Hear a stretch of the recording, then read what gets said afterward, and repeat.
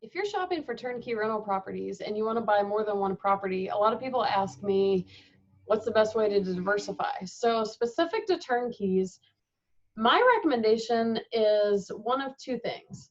If you find a turnkey provider that you are just digging and you're loving them and you whatever, go with that, because really that can make your experience the best it's going to be. So if you find someone you're just really jiving with, buy more than one property from them.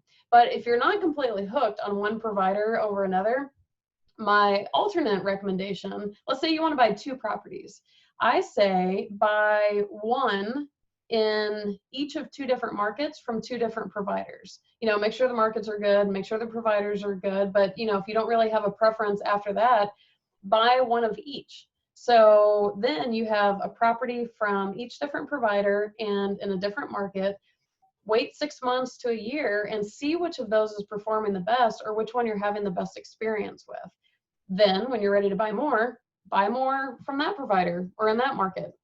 So the nice thing about turnkeys is you could literally buy one property in 7 different markets. That's the whole point of the model, is to keep you as hands off as possible. So in theory, location shouldn't matter. 7 in different places, then you have 7 different property managers to deal with, 7 different states for tax returns. It could get a little excessive, but the joy of turnkeys is that you can buy anywhere. So you might as well do a little diversification. Maybe don't over diversify and don't force yourself into, or I should say, don't force yourself away from a provider that you really jive with or you're really having good luck with.